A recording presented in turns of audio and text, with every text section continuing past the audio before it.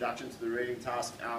And this year I marked it, and I was amazed by how easy it is. All right, it's like so much simpler than when I was marking creative writing to get a 15 out of 15. So this is a section where you've got to maximise your marks, but there's some things that you have to do to be able to achieve that.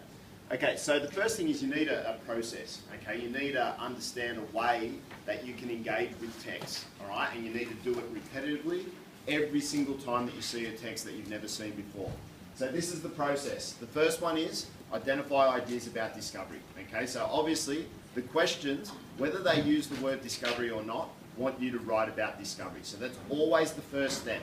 Look at the text, what does it say about discovery? The second one is, once you know what the idea of discovery is, you need some evidence for it. That will come in the form of quotes for print text, but for visual text it will come in the form of description of the image. All right, and I'll show you that in a second. Then when you have the evidence that's going to support your idea about discovery, obviously you need to refer to the techniques used by the composer that achieve that. And I'll tell you a lot about the techniques and some tricks that you can use, okay, if you're not 100% sure on the techniques. But obviously you see at the end of every point I make, relate to the idea of discovery. So if you're always coming back to the idea that you want to talk about discovery, you can't go too far wrong. Always need to bring it back to that. The last one is that a lot of kids get caught out in not understanding the text because they don't get the tone. So something, sometimes a composer might be, sarcastic, and students miss it. They think it's being literal where it's not actually. So you've got to try and understand the tone of the text, because if you understand that, then you're going to get the overall meaning. Those four things, in any order, I don't care which way you do it, are going to allow you to access the text in the first place. So in your 10 minutes of reading time, that is what you should be doing. All right, going through the text and making sure that you've got those four things. Whatever the questions are, you can answer them all if you know those four things. So let's break it down a little bit more and actually look at what those things should be. So I've just written up 4 ideas that I have about discovery. But before you go into any examination where you're going to do a reading task, you need to have 10, 15, I don't care how many. Because the more ideas you have about discovery, the more likely it is that you can find those ideas in any given text.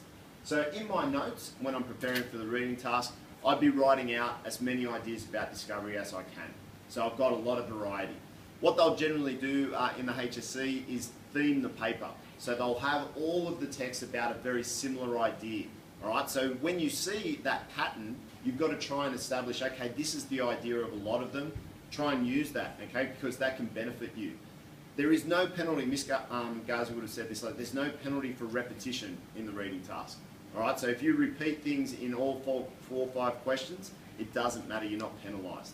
All right, so if you go onto a good idea and you see it again and again, use it again and again. It doesn't matter. Okay, so they're just some ideas, and they're really quick ones. But you know in class you've been working on this. This is what you've basically been focusing on for the last sort of 5-6 weeks.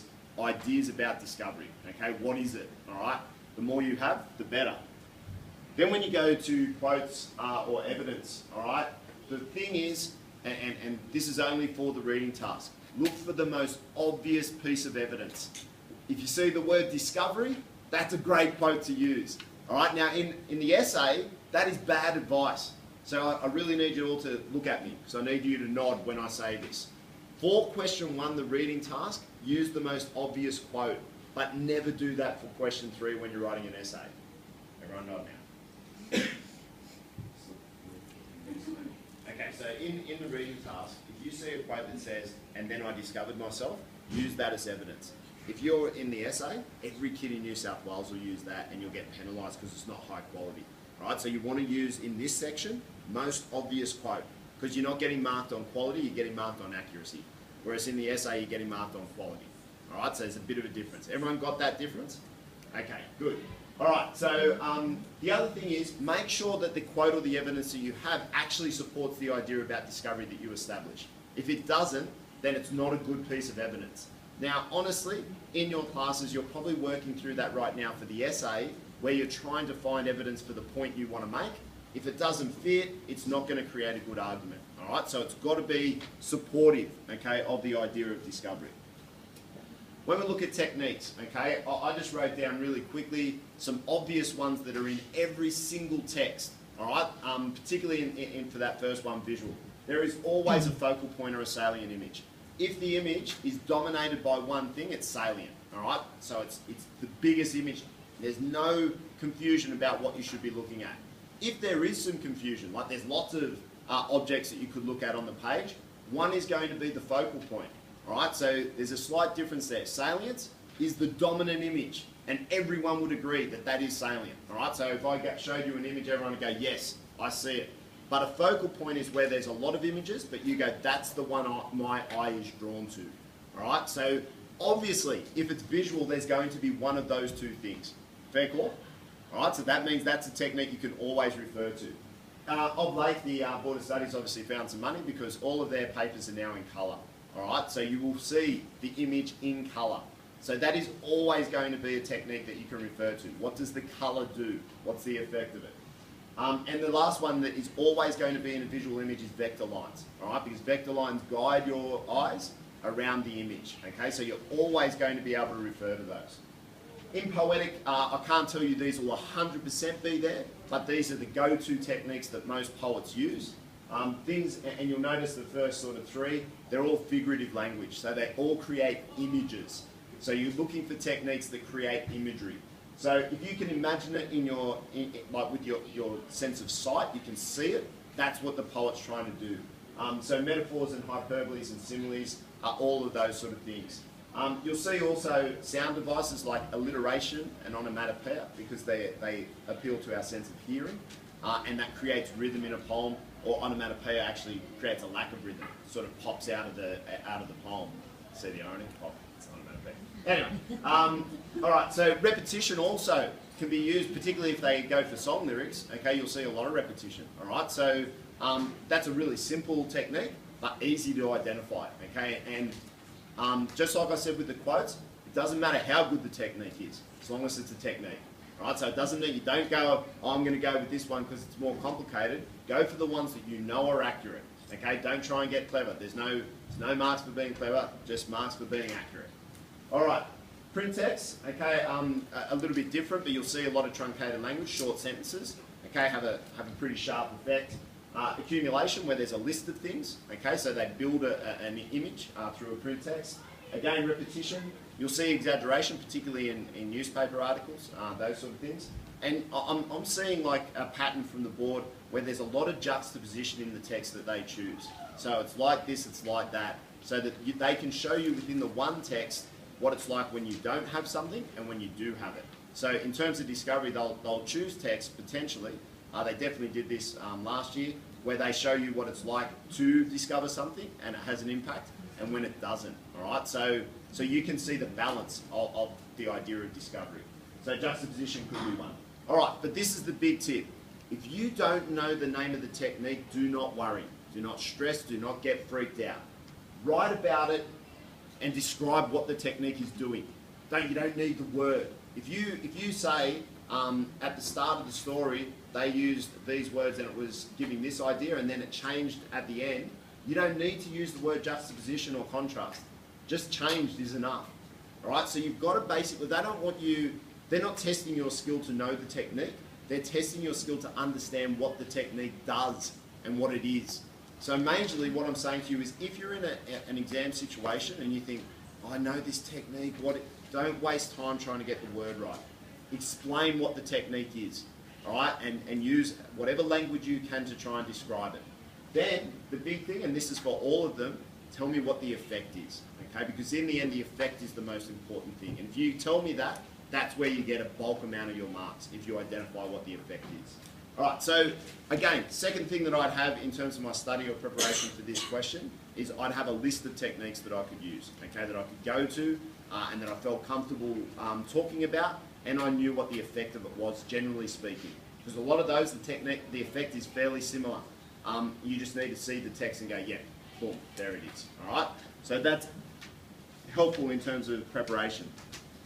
Tone of the text is the hardest, okay? The thing that the kids struggle with the most across New South Wales Because it requires some inference. You've got to try and understand what's not on the page, if you know what I mean. You've got to understand what's in between the lines and in between the words.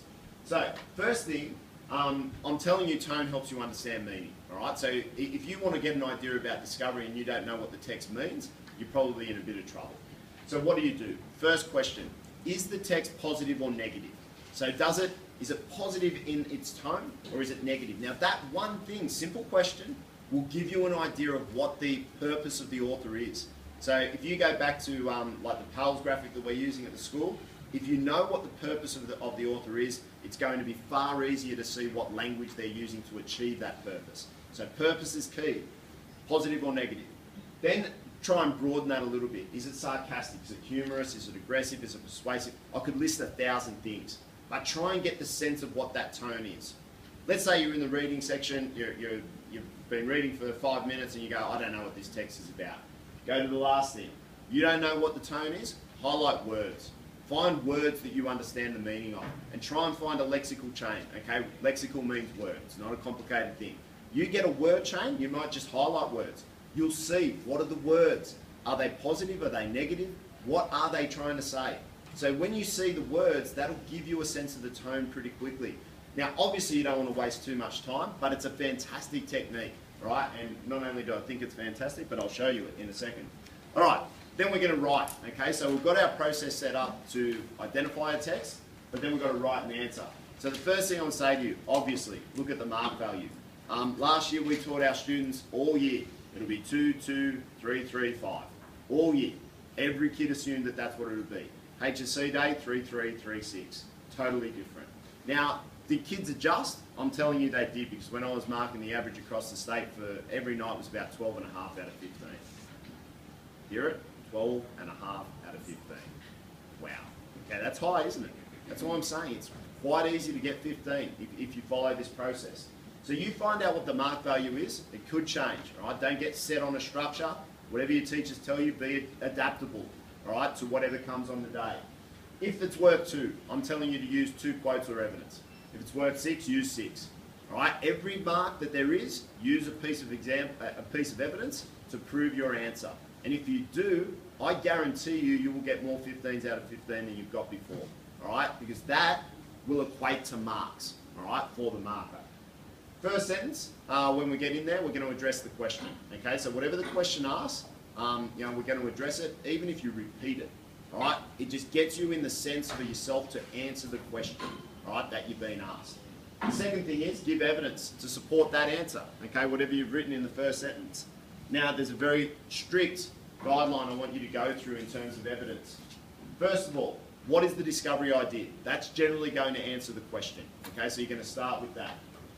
You're going to get a quote to prove it. I should have put in evidence if it's a visual text. You're going to identify the technique. That's going to be one word, just the technique. Then you're going to put an effect word. I've got effect words here. I'm going to take you through what an effect word is. Then you're going to discuss that technique. All right, so you're going to discuss the effect of that technique. And then you're going to explain how it relates to discovery. Now guys, you go through this process. You do it again and again and again. It's very repetitive. I don't want you to misunderstand what I'm saying here. Repetition is your friend here. You get this process down and you do it again and again and again, you will get your 15. All right, as long as you can go through this process. I can send you the PowerPoint about. Okay, so here's an example of exactly what I just said. So let's go back. First thing, all right, let's get the idea of discovery in terms of what the question requires. The advertisement examines how new adventures lead to self-discovery. Do you understand what I mean by that? There's not much there, is there? It's very to the point. It tells me about self-discovery, okay? Second thing I need to do is I need to get a quote to prove it. In this one, obviously it's the visual text. The men are looking out to the ocean. I'm just describing what I see. Not complicated, is it? Can do that. Okay. Then I need a technique. Okay, so the technique that I use is the vector line. Okay, all right. Again, I said in a visual image, there'll always be vector lines. So I'm using the technique that I know, not a clever one, but one that will be there. Then I use an effect word, okay? So my effect word there is shows, and I've got plenty of them. I've got effect words coming out of everywhere, all right? So what I'm saying is, if you've got armed with these words, in question 1 it'll help you, but it'll also help you in your essay, all right? Because you're going to use a word like shows A lot. Why are you going to use that word a lot? No. Why are you going to use a word like shows, illustrates, highlights, describes? Why do you use that word a lot? Where? Sorry?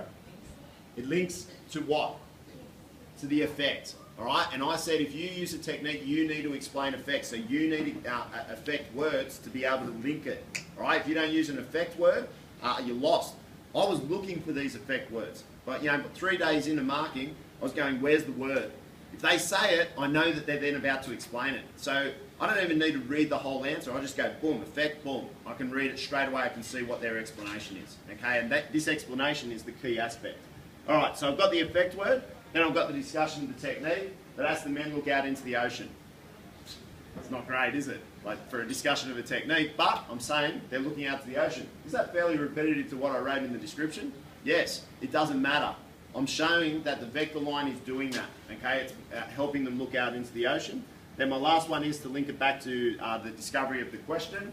They are undertaking new discoveries that will have a spiritual effect on them. Will it have a spiritual effect? I don't care. I'm saying it will, all right? So you see the process. If I write that and it was a 2-mark question, I've already got 1. I write it again, I've got 2. All right, I will write no more than 2 paragraphs. Okay, so short. It'll take me about 3 minutes to write an answer. I can write quick though. All right, so what I'm saying is you get used to this process. That's how you do it. All right, so, Jay, can you grab the papers? No, not those yet. Just miss, relax. The white papers, I think they're in the bag. Okay. Yeah. Okay, so guys, I'm going to give you an exam.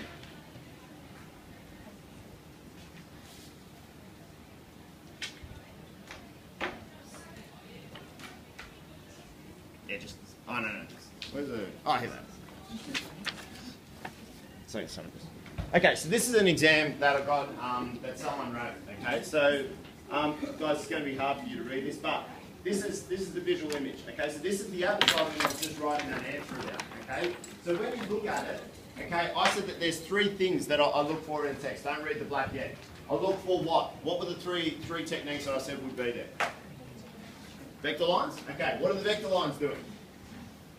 What did I say they're doing? They're all looking out into the ocean, okay? When you open up the thing, try and just share them around. Have a look at the image. Bring it up so you can see it yourself. Alright, so you see the vector lines are all pointing out towards the ocean. Alright, what else did I say was going to be a technique that I could use? Claire, what was another visual? Salient or focal? Is there a salient image here? Is there a dominant image on that page? No, there's lots of images. All right, so what's the focal point then? You guys close your eyes. Close your eyes, look at the image. Open your eyes. What's the first thing you see? What did you see, Laura? Okay, the big guy at the front. Okay, that's what I saw too. How many people said that they saw that? All right, okay, so that's the focal point. All right, if most of us see it, it's pretty obvious that that's it. All right, so then the other thing, what did I say the other technique we could refer to in a visual image was? Colour, all right? There's colour there. Okay, so I've got my 3 techniques already. So just for this particular activity, I've done a little bit of work for you. In the black, it's hard to see, I've written down these 3 things. So the focal point of the man is looking forward. His feet are in the water. All right, look how descriptive that is. And he is looking outward. The offer. Now the offer is a technical word. He's not looking at us. He's not demanding me to look at him. But he's offering for me to look from him to the ocean. All right, so I then look out there where they will be able to discover themselves by engaging with an activity that is spiritual as well as physical. All right, so I then explain what it means to me in terms of discovery. See how I link the technique to discovery. Then, all the vector lines point out to the ocean. This is where you will lose yourself and discover the true meaning of the world. It's a bit of an exaggeration, isn't it, that you go into the beach, but this is what the advertisement's trying to say. Then I've got the colours of bright and warm, indicating that by taking risks and seeking adventure, you will discover more about yourself than when you are comfortable. All right, so can you see what I'm doing when I'm looking at it in the reading time? I'm looking at what the technique is and how it relates to an idea of discovery. All right, fairly sort of simple process that I'm going through. So in terms of that, I know I've identified the idea of discovery is that by taking risks and adventure that you're going to discover yourself. That's the whole idea of the thing. So I've done that first. That was my first step, find ideas about discovery. My second was find some evidence. So in this, the evidence is describing the image. Because that's all, I don't have quotes. All right, so the evidence is saying what is actually happening in the image. The third one was to find techniques. I've got techniques, and I've linked them to discovery. I've explained the effect. All right, I know that the tone of the text, what do you think it is? Is it positive or negative? It's positive because it's saying you go into the beach, you're going to be much better off. Okay, so everyone, go to the first question. I'm going to leave that up there for you because I think it's going to simplify things. All right? Go back to the question and answer the question. The teachers are going to come around and they're going to tell you if you get 2 out of 2. Oh, miss, can you hand out the things now? Now, guys, when you go to the effect word, I don't even know why I brought these big ones. They'll come in handy at some point. All of these words are on this. This is a takeaway item for you. Keep it with you. It's a valuable asset. These are the effect words you can use. All right, use them today.